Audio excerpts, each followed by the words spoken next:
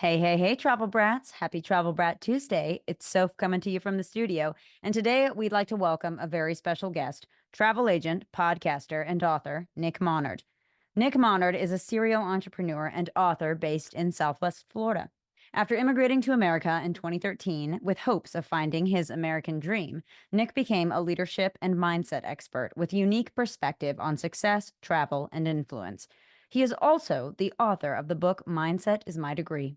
Nick, thanks for joining us. Thank you for having me. Sure, we're super excited to talk to you today.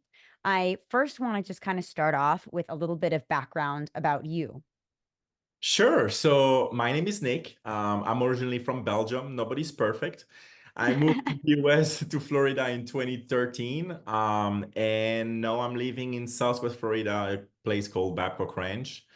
So that's a little bit about me. I'm happy to give you more, information about what I did as well, but I want to keep it short first. Yeah, well, what was it like coming from the US to, or, yeah, well, what was it like coming from Belgium to the US and, speaking no English? Did you speak any English? No, very little, like the basic, like hi, bye, thank you, nice meeting you. That was pretty much Wow. yeah. But that was hard. I will not lie and say that it was perfectly easy. No, it was the hardest thing I ever did in my life, but that was the most rewarding one. So I would do it over and over again. But the first 3 years were oh, that was very hard. Let's say like coming to a new country, a new continent, new languages, not knowing anyone. Um, yeah, I don't know where to start, but yes, the one thing I would say that stick in my mind is really the credit history. When you don't have a credit score in the United States, this is something that I never knew before moving to the US because we don't have any of this in Europe. Wow. So that was very challenging. Let's just say after 6 months, I didn't have any money at all anymore. So I needed to figure it out. But again, great journey. No, I'm not where I want to be, but I'm way better than I thought I would be after 11 years. So no complaints. But that was challenging. Oh, I can imagine. Now, you came here in 2013, right? Yes. And so just give us a little background, like why did you come? What was and what was the big difference between Belgium and the United States? Or what were some of the big differences you saw? We have all day. No, the difference are like everything is polar opposite pretty much. But the reason why I moved here at 9 years old, I came to the United States for the first time with my parents to visit Florida. And I came back home from 3 weeks vacation trip, and I literally had American flag all over my room. All I was thinking is United States. At 12 years old, I had my first dream board. And on top of the dream board was I will move to the United States one day. So that was literally since 12 years old. I knew I was gonna move to the US. I didn't know how, but I was gonna move. And it took me a lot of time because I moved at 33 years old. But yeah, all worth it. That's really, really cool. And I want to touch a little bit on just kind of your career because I think it's really neat. Could you just give us a little background from professional sports all the way to business? Yes, so I was a professional basketball player at 16 years old. So in Europe, you can sign professional contract when you turn 16, so which I did. And at close to 20 years old, I had a career-ending injury. And so that's changed my life completely. Going from thinking to never have to work a day in my life, just playing basketball, to what am I doing now? No degree, nothing. And literally the journey is, I will pass all the detail, but it's from door knock sale to become a leader of indirect selling industry, having 3,200 people in my organization in 10 different countries, to give up on everything to move to the US because I got the opportunity to do so and restart everything back from zero in the US, and now be able to be a bestseller author. My first book came out, Mindset is My Degree, a couple of months ago now. I'm a co-host on podcast also since October 1st, where we talk about mindset, leadership, travel, and sports. I'm director of a Fortune 500 global company.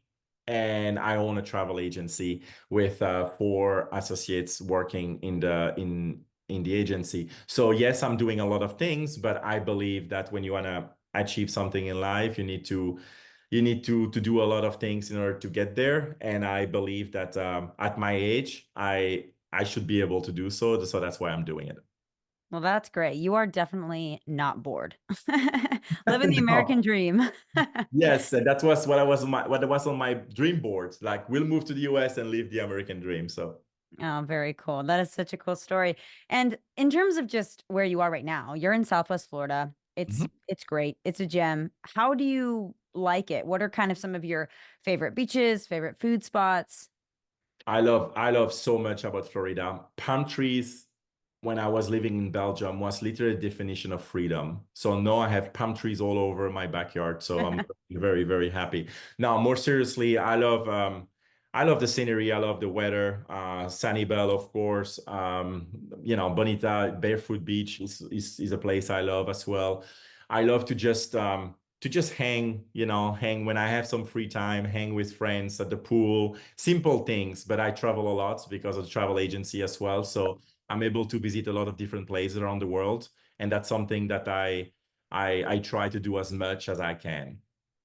Yeah, well, that's interesting because Florida is a great place if you want to travel, where they've got major airports in the major cities, but we even have like a great one in, say, Fort Myers, RSW, and also all the ports for cruises, because I know we'll get to it, but you're very into cruises.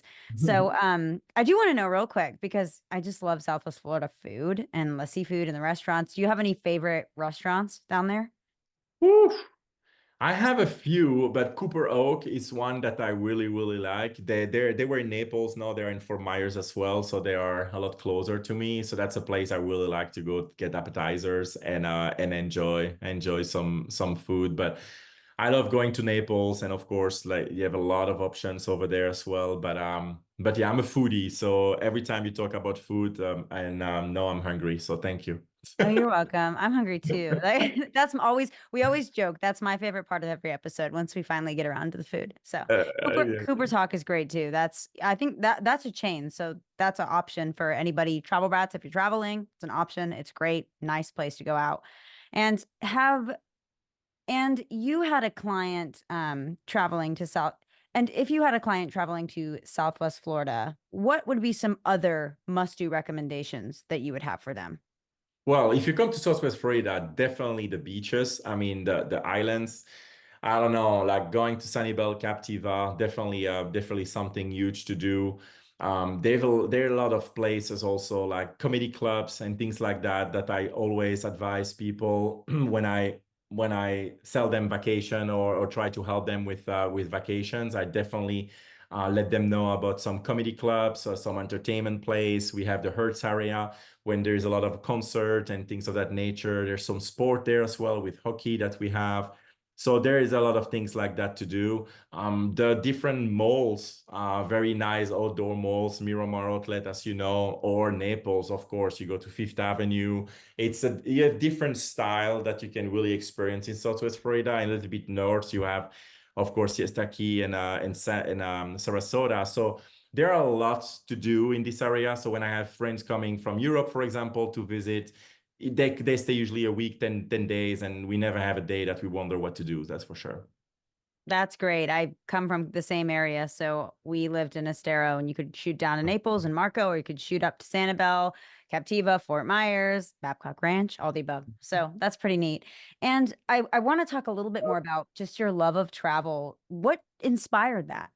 Yeah, so I was traveling all my life. I always, when I was playing basketball, I was traveling, of course, to play basketball. And during the interseason, the 3 years, I was always traveling.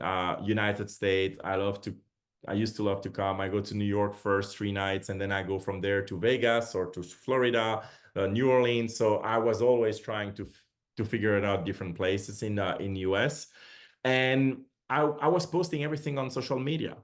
Every time I go someplace, I post, and I have so many people coming to me and said, Nick, where did you go there this time? Oh my God, those pictures are amazing. Who did you use? And it was always that. And I give all the information. And then I see those people within 6 months to a year posting the picture from the same place that I went. So I'm like, my entrepreneurship mindset's running. And I'm like, why all those people are going in the place I suggest, but I don't, I don't get any benefits from that, You don't make any money. I'm like, I should be able to get a referral from that. That was my mindset. And so I'm like, let me look into the travel industry and see if it will be something that I would be willing to start. And I did that for a year and trying to figure it out. I was not unsure, but then I'm like, okay, let's do it. Let's do it. What do I have to lose? I will learn new stuff. And then I did that, and wow, this industry is insane. I didn't think it was going to be that big. I thought at first I will do it and I will just take care of my own with this agency, get some, like when you pass your realtor, if you're a realtor, you do the license to sell your own house, so you just don't have to pay the 3%.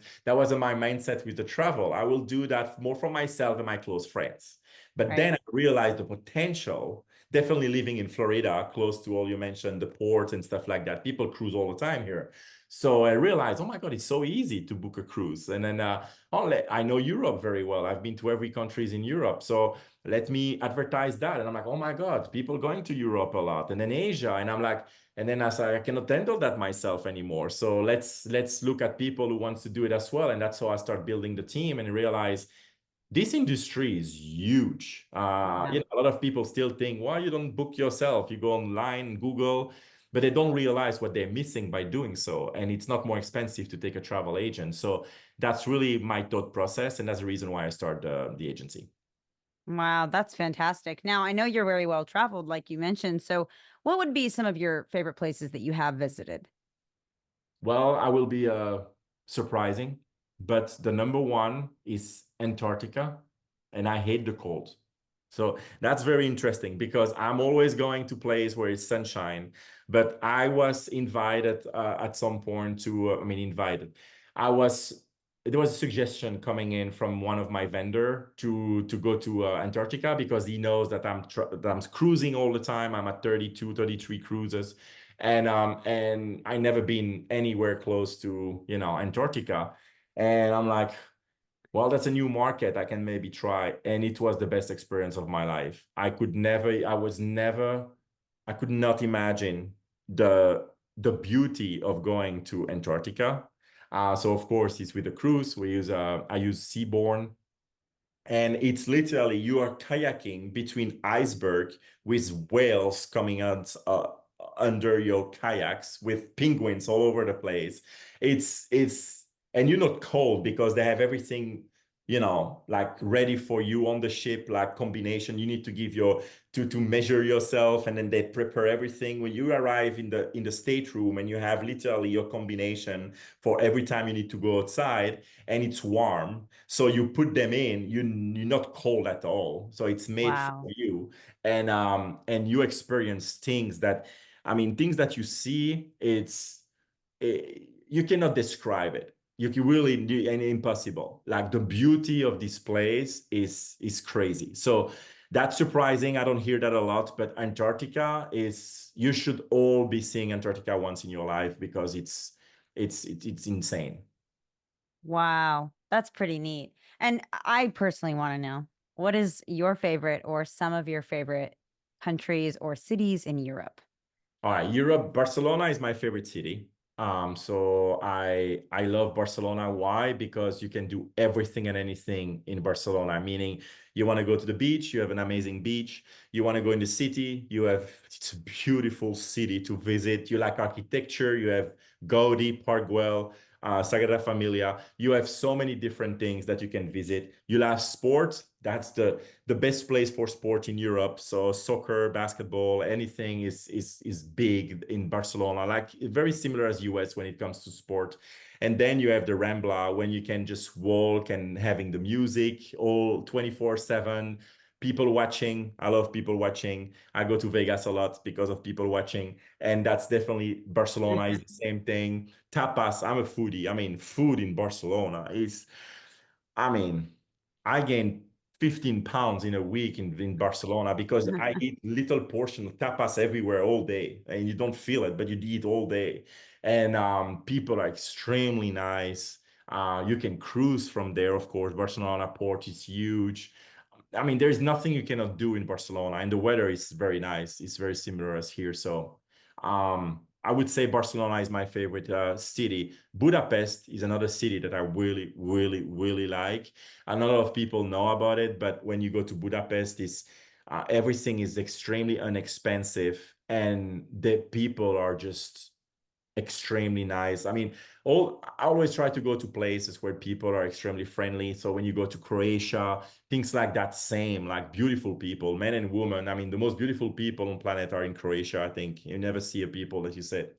So yeah, there's so many places. I'm from Belgium. I'm not a fan from because I'm from there, but a lot of people travel to Belgium. So if you Right. like beer, I don't like beer, but if you like beer, that's the paradise for people who like beer. So French fries are from Belgium, not from France. So that's also something that it's you need to try the real ones. I can talk a lot about Europe, but Barcelona would be my first option by far.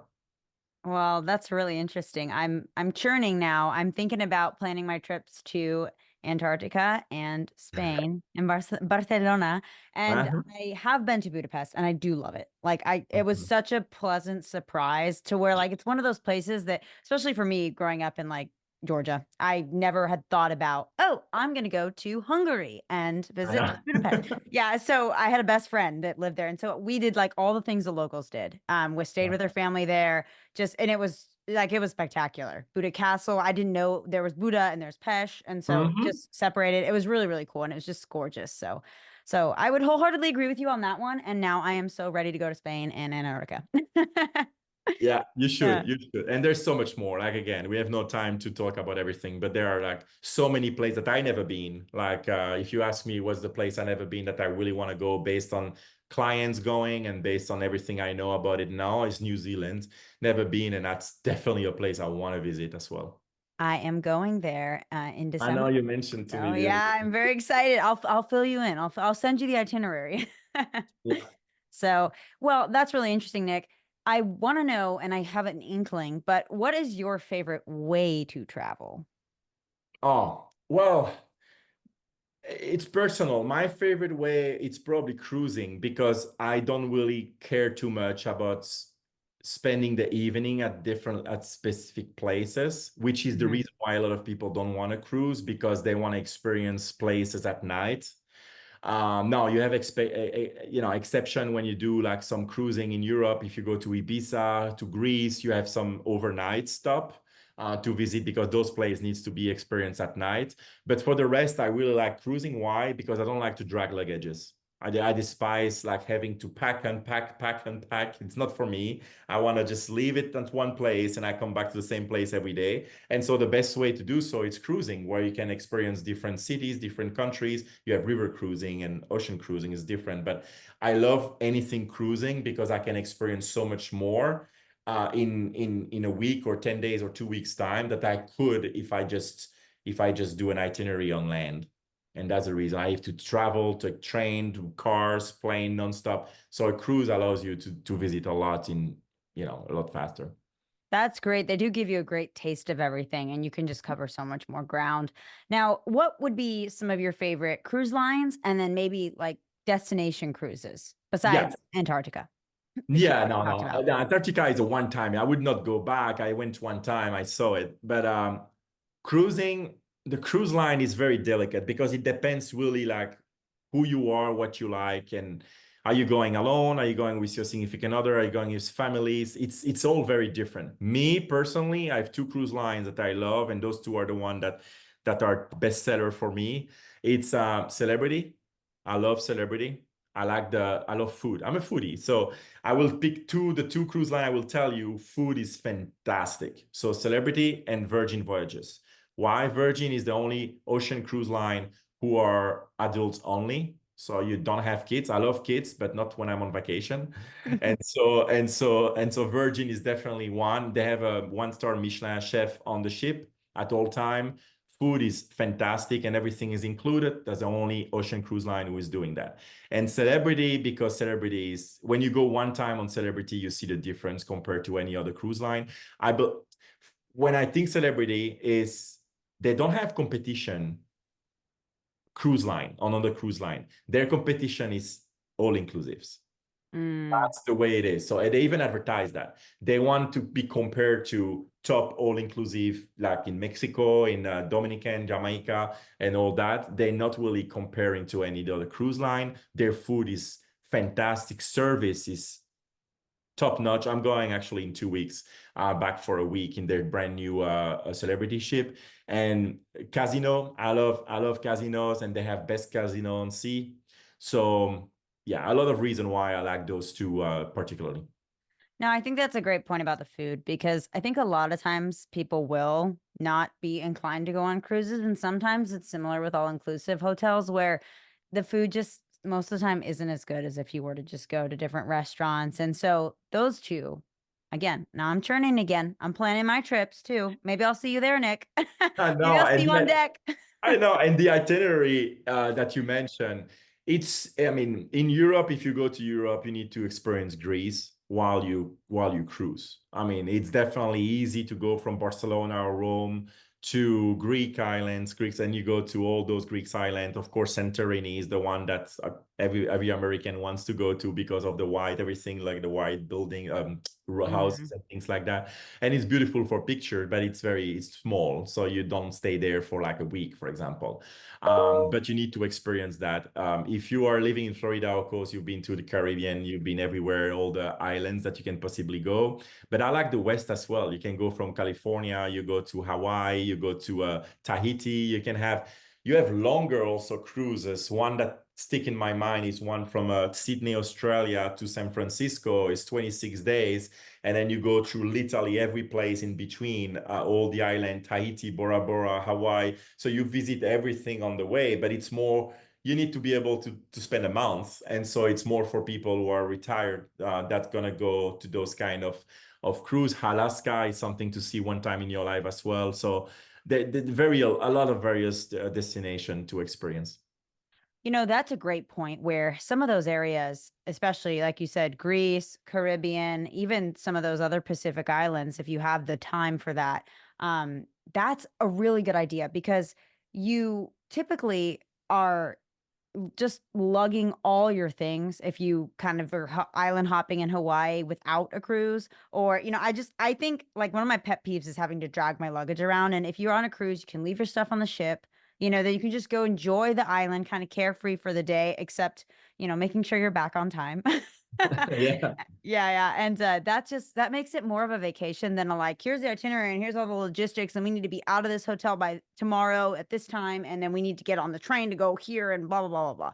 So I feel like that would make it much more relaxing and just give you more of an overview of where you are if you're like, I want it again, a taste of each place.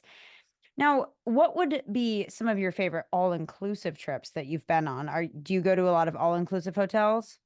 Yes, I think the last 2 years I've been to 13. It doesn't mean 13 trips. So I go and I visit the same trip to experience it. As a travel agent, you can schedule those things with vendors. Um, that's very hard to tell again because me personally, Xcarte in Mexico is one that I personally love. Beautiful, the best beach in Mexico probably, and so many choices for food. Oh, we come back to food again, but they have literally a market where everything is fresh every morning, and when you walk towards the market, you just smell it like from far already, and then you go in and everything is fresh, and you literally it's all you can eat. And again, that's great to gain weight, but it's just the best time. I love to eat, to drink when I'm on vacation and have great scenery. I think Escarte, I can never pronounce it. It's got it. Yep. Yeah, it's fantastic. Palladium, it's another one that I really like. And then people, of course, they always mention sandals. It depends. Some sandals I really like, some other ones. So it depends again where to go. But Jamaica, for example, they have one brand new sandals who is just out of this world beautiful, but it's pretty expensive. It's when you have those rooms on the water. The water huts.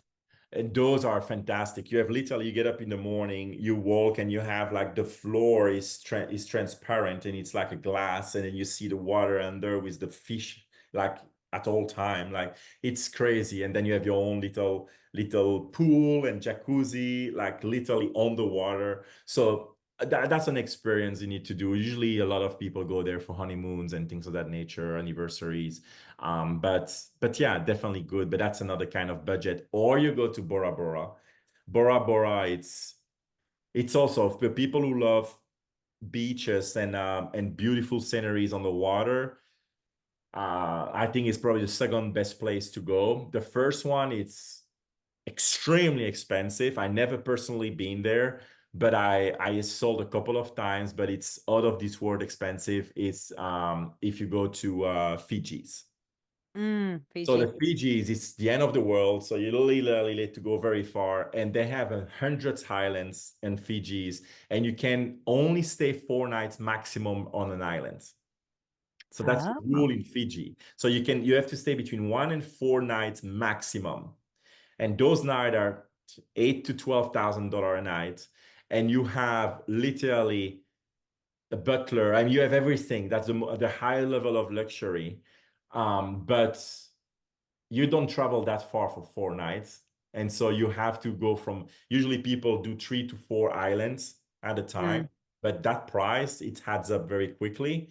yeah. Those are experience in itself where you are like, it's literally, you have to Google it. You go to Fiji's and those places, it's sick. But because you have only like 15 to 20 rooms per island. So those, it's very small, but it's packed. You need to book that a year and a half in advance because it's going to be sold out. Wow. That sounds amazing. But now, what all inclusives did you stay in Escaret? Or yeah, Escaret. I was about to say Isla Mujeres. Escaret and Isla Mujeres are my favorites in Mexico as well. Yeah, I But did those. yeah, Escaret, where did you like what all inclusive? And then for Fiji, what's the all inclusive that you'd recommend as well? They're all inclusive there. So Okay. all the island, I would not recommend one in particular. I think there is like 130 something different one for 130 different islands. And they're all inclusive. So you cannot go to any of those islands without having all inclusive because their price is their price, and the price you pay, you have everything included, even snorkeling and even the water thing everything is included. Mm-hmm. Now, is there a particular hotel or that you'd recommend? No, I would not. Like I said, I sent a few people there. They all were mind blown by this, but they said that it's very similar. All the different islands, they have some Mm-hmm. little difference in the scenery because it's nature as well. So it has more the look and feel like some part of Hawaii where you have like those waterfalls, but it's very small. And then you have like a piece of heaven in the middle where you have like 9, 10 bungalows, and you literally land there, and then you have a boat picking you up to go to another island when you're done with the 3, 4 nights that you choose. So it's a very personalized like experience, but there's not like you have a Rio or you have like a certain brand of hotels. You have all specific hotel for the island. And it doesn't even call that hotel. It's more like a place of the island. That's the name of the hotel, pretty much. But Right. um, but yeah, that's all very small and fantastic. Yeah. Okay, interesting. That sounds really, really nice. And I want to talk a little bit now about Dream Vacations. So, how long have you been with Dream Vacations? It's been 2.5 years now that I've been with them. I was in the travel industry also more in Belgium, but for here it's 2.5 years that I'm yeah, I have a franchise with Vacation. And what does being a luxury travel concierge include that is typically different than regular planning? Yes, absolutely. So the good thing with us is that we don't charge service fees. The fees are included in the price of the vendor. So something that not a lot of people understand when they said, well, why you don't book direct? For example, I use Celebrity. If you go on celebrity.com, you look at a specific cruise you want, specific stateroom, you will see the price coming up. If you ask me, the basic price for the same stateroom will be exactly to the comma the same number. Okay. Mm-hmm. Because we have the same price as every single Royal Caribbean, Carnival, Norwegian, like any of them, we will have the same number. Now, Dream Vacation is part of World Travel Holding, which they work with every single hotel, resort, and vendors and cruise lines in the world. And so we have incentive within those different vendors. Every month we have different incentive for different platforms. So the price that I will be able to offer will be the same as you see online or better, never worse. Never. Mm. I never had one time a situation when someone can come with a better pricing when they go direct with a vendor. All right. So when you go to Royal Caribbean, you booked your cruise, you include the fee of travel agent, but you don't have the service coming with it because you did it online. So that's what Um, people don't understand is that the travel agent fees include in every pricing in hotels, resorts, whole inclusive, like cruise lines. When you book itinerary in the world, anywhere in the world, everything includes the percentage for the travel agent. So why not using a travel agent? I will tell you two reasons. One, some people just like to do it themselves and to just build themselves. It's so good to me, you know. The second reason is because there are some agencies who charge fees. mm. And I decide to not do that. So everybody who work within my agency, nobody are allowed to charge service fee for this.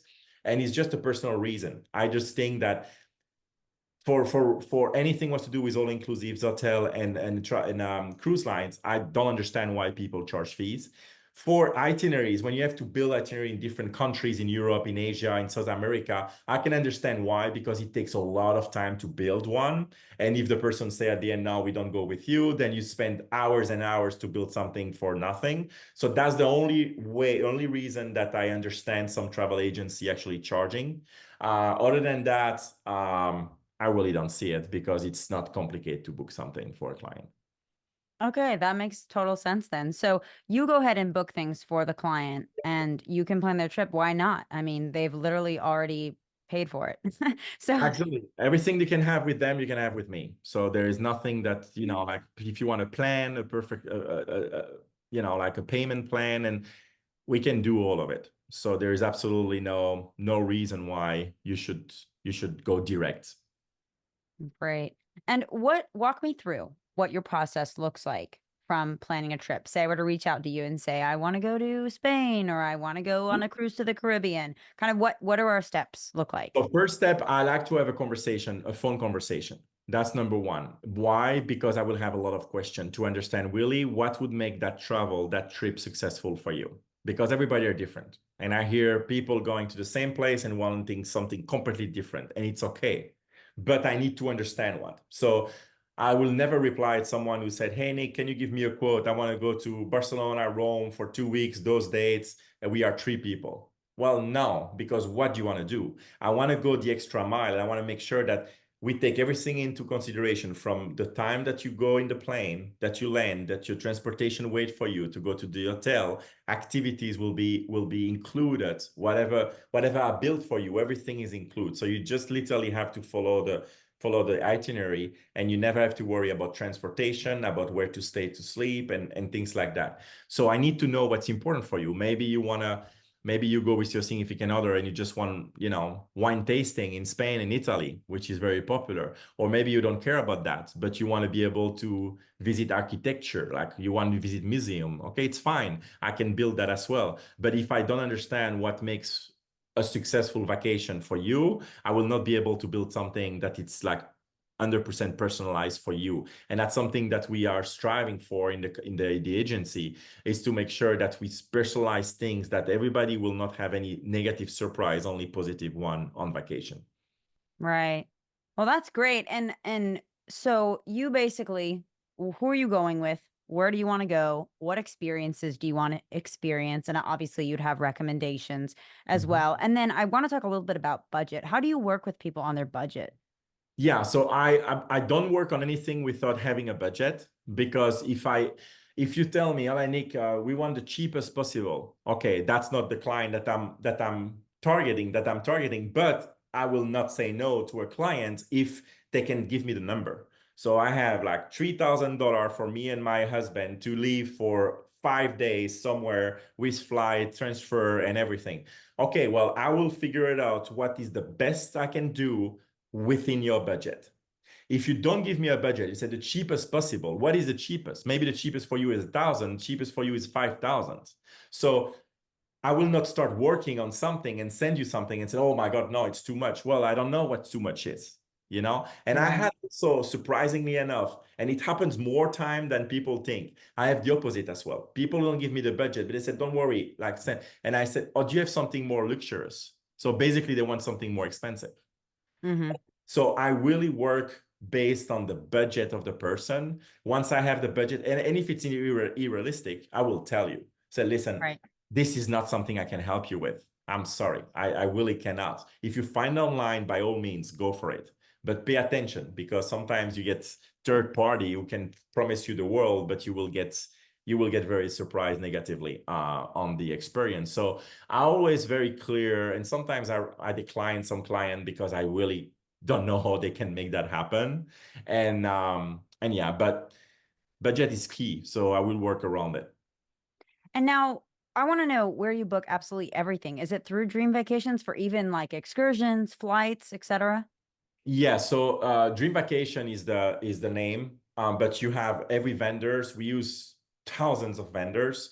So the you mentioned airfare. Airfare is the only one that I wish was not part of it because airfare, when we have an issue with a trip, 99.9% is going to be because of airfare, and it's Mm. something zero control on. Because it's not like I can pick up the phone and call American Airlines and said, hey, my client has, they don't care. They want the client to call. So they Right. don't work directly with travel agents. So I do that as a complimentary. So we don't get paid with flights, the travel agent. Very rarely, sometimes we get 5%, but it's like very rarely we have those options.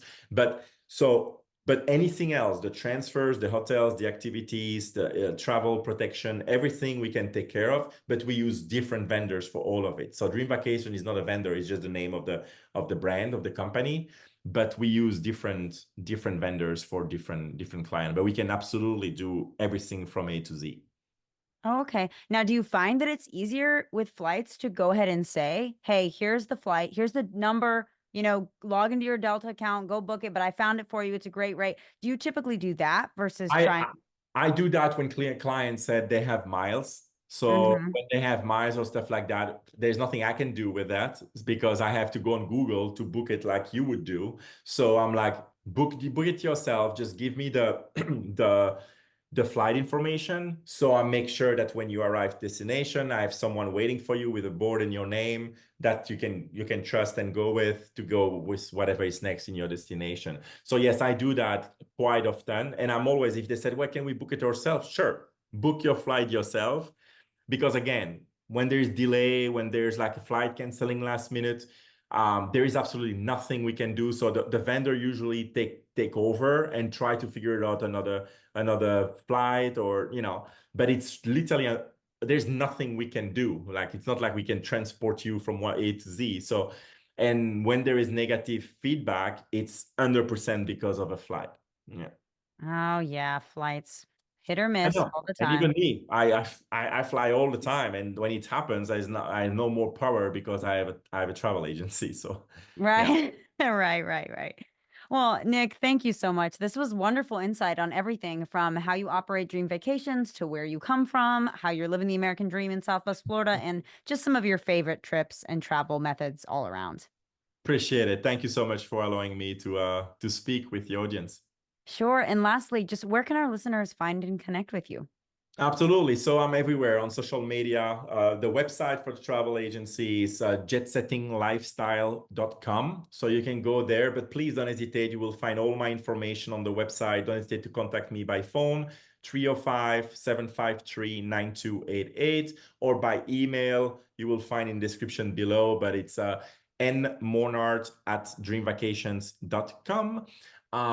So literally like contact me in anywhere you want, and I will be able to, me and my team, helping you make your dreams come true. If you can dream it, we can book it. Thanks for tuning in today, Travel Brats. Catch us on the next episode.